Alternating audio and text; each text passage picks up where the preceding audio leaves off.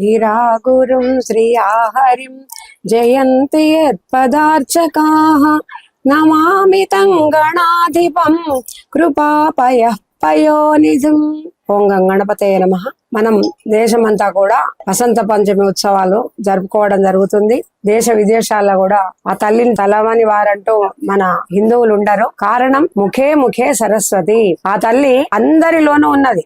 ఏదో రకమైన కళతోని, ఏదో ఒక టాలెంట్ అంటే ఒక ప్రతిభతోనే మనము జీవిస్తుంటాము. ప్రతి వాణిలో ఒక కళ ఉన్నది. కళా వినోదిని, ఆమె కళామయి, సర్వ కళామయి ఆ తల్లి. కాబట్టి ఆమె ముఖే సరస్వతి. అందరిలో ఉన్నటువంటి ఆ తల్లి ఉదాహరణకు చెప్పుకోవాలంటే, మొన్న మన అయోధ్య ఉత్సవాలు చూసినప్పుడు బాలరాముడిని కొందరు చూసి వచ్చారు. వెళ్ళి చూస్తే అందరు అంటున్నారు, అబ్బాయి ఎంత బాగున్నాడు స్వామి, మనతోని ముచ్చట మాట్లాడిస్తే మనిషిలాగా అన్నట్టున్నాడట విగ్రహం.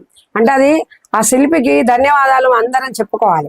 అంటే అది ఒక సరస్వతి యొక్క అనుగ్రహం. ఆయన అట్లా చేయడం, ఆ సరస్వతి అనుగ్రహం ఉంటేనే ఇలాంటి కళాత్మకమైన హృదయాలు ఉంటాయి. కాబట్టి ప్రతి చిన్న నుంచి పెద్ద వరకు ఆ కళకు పేదవాళ్ళు ధనికులు అని గాని ఆ కులమత భేదాలని తారతమ్యం అంటూ దానికి ఉండదు. ఉదాహరణకు ఇప్పుడు నేను మన ఒక యూట్యూబ్ లో చూసా, ఒక గుడిసె ముందర ఒక అమ్మాయి ముగ్గు వేస్తుందండి. 10 నిమిషాలు కూడా పట్లే చాలా అందమైన పెద్ద ముగ్గు వేస్తుంది. అదొక కళ.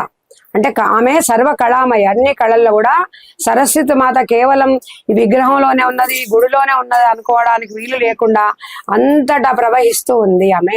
ఎక్కడ చూసినా ఇంకా చెప్పాలంటే అనేకం ఆమె యొక్క కళలు. ఒక వడ్రంగి నెగసి చెక్కాడంటే ఒక తలుపుకు ఒక రకమైన అందం. అది కష్టపడి నేర్చుకుంటేనే వచ్చింది.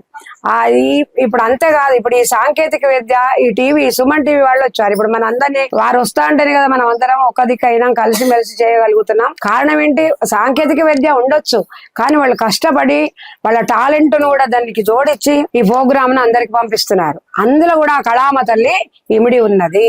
ఇంకా చెప్పాలంటే అనేకమైన కళలు, 64 కళలతో కూడి ఉన్నది సరస్వతి మాత. ఈ సరస్వతి మాత గొప్పతనం చెప్పడం అలవి కాదు, ఇంత సమయం చాలదు. ఉదాహరణకు ఇప్పుడు మనం పార్వతీదేవిని దుర్గామాతను కొలిచామనుకోండి, కొలిచినప్పుడు ఆమె మనకు శక్తిని అందిస్తుంది. ఆమె యొక్క రీతిలో ఆమె శక్తిని అందిస్తుంది. ఆ శక్తిని వినియోగించడం కూడా ఆ సరస్వతి మాత రావాల్సింది అక్కడికి. ఆ శక్తిని ఎలా వినియోగించాలి, ఎలా ఖర్చు పెట్టాలి, దాన్ని సద్వినియోగం చేయాలన్నా దుర్వినియోగం చేయాలన్నా అన్నది మన దగ్గర ఉండేటువంటి మన సరస్వతి మాత కటాక్షం ఉంటేనే దాన్ని మనం ఆ శక్తిని సద్వినియోగం చేసుకుంటాం ఏ రకమైనటువంటి పరిస్థితులు కూడా. కాబట్టి సరస్వతి మాత ఆ పార్వతీదేవిలో కూడా ఇమిడి ఉంది. ఆ శక్తి మాతల మూల శక్తులు కూడా శక్తిలో కూడా ఇమిడి ఉంది. అంతేకాదు, మనకు ధనం కావాలి, లక్ష్మి కావాలని లక్ష్మీదేవిని అనేక రకాలుగా ప్రార్థిస్తాం, అనేక స్తోత్రాలు చేస్తాం. లక్ష్మి వచ్చినంత మాత్రాన కాదు, దాన్ని ఎలా వినియోగించుకోవాలి, ఎలా ఖర్చు పెట్టాలి, జీవితానికి ఏది అవసరము, జీవితంలో ఏది సాధిస్తాందని అలా ఖర్చు పెడితే అనేటువంటి విషయాలను కూడా తెలుసుకోవాలంటే జ్ఞానం అవసరం. ఇంగిత జ్ఞానం అంటారు దాన్ని, అది కూడా అవసరమే. కాబట్టి ఆ తల్లి మళ్ళీ అందులో వాళ్ళ ఇద్దరిలో కూడా ఇమిడి ఉన్నటువంటి తల్లి. అంతేకాదు, ఆ సరస్వతి మాత జల రూపంలో ఉన్నది. మన రాష్ట్రంలోకి వెళితే కాళేశ్వరంలో, ప్రయాగలో, మన దేశంలో ఏమంటారు, త్రివేణి సంగమం అంటారు, అక్కడక్కడ ఉన్నాయి. ఇంకా ఆ త్రివేణి సంగమంలో ఆమె సరస్వతి వాహినిగా ప్రవహిస్తుంది. త్రివేణి అంటే ఎన్నంటే 3 నదులు. సరస్వతి అంతర్వాహిని, ఆమె అంతర్వాహినిగా ప్రవహిస్తుంది.